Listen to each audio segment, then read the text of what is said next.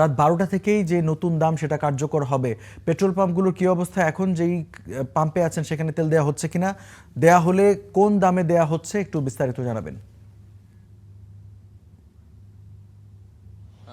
রঞ্জু, আমি এখন দাঁড়িয়ে আছি রাজধানীর তেজগাঁয়ের একটি পাম্পে এবং এই পাম্পে এখন পর্যন্ত তেল দেয়া হচ্ছে, অর্থাৎ এখন পর্যন্ত পূর্বের যে দাম, অর্থাৎ অকটেন 140 টাকা, পাশাপাশি অন্যান্য যে তেল সেগুলো কিন্তু আগের দামে দেয়া হচ্ছে এবং রাত 12টা থেকে নতুন দাম কার্যকর হবে। এবং গ্রাহক যারা রয়েছে, তেলের গ্রাহক যারা রয়েছে, তারা কিন্তু বলছে যে আসলে তারা বেশ বিরক্তির কথাই জানিয়েছে, কেননা আবারও দাম বাড়লো এবং গেল 19 এপ্রিল কিন্তু আসলে দাম বেড়েছিল। সেই 19 এপ্রিল থেকে 31 মে, অর্থাৎ 1.5 মাসের মাথায় আবারও তেলের দাম বাড়ানো হলো। এটি নিয়ে কিন্তু তারা বেশ বিরক্তি প্রকাশ করেছেন এবং যদি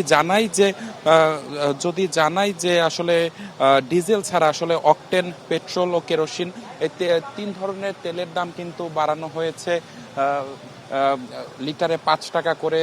এবং কিছুক্ষণ আগে এ বিষয়ে জ্বালানি খনিজ সম্পদ মন্ত্রণালয় থেকে প্রজ্ঞাপন জারি করা হয়েছে, অর্থাৎ এখন ভোক্তা পর্যায়ে অকটেনের দাম 140 টাকা, পাশাপাশি পেট্রোলের দাম 135 টাকা থেকে বাড়িয়ে 140 টাকা, কেরোসিন তেল 130 টাকা থেকে বাড়িয়ে 135 টাকা নির্ধারণ করা হয়েছে। তবে ডিজেলের দাম আগের মতোই আছে।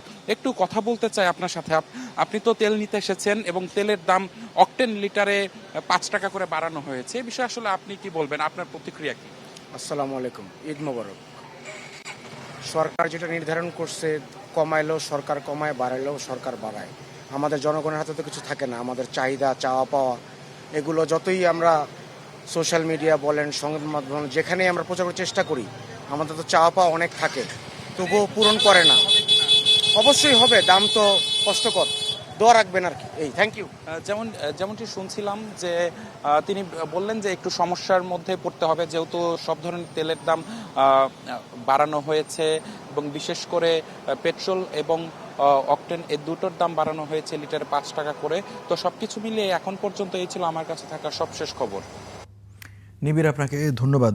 দর্শক, আপনারা জানছিলেন, আমাদের সহকর্মীর মাধ্যমে আপনাদেরকে জানাবার চেষ্টা করছিলাম যে বিভিন্ন তেলের দাম বাড়ানো হয়েছে, জ্বালানি তেলের দাম বাড়ানো হয়েছে। তবে একটা বিষয় উল্লেখ করার মতো যে ডিজেলের দাম কিন্তু আগের মতোই 115 টাকাতেই নির্ধারিত আছে।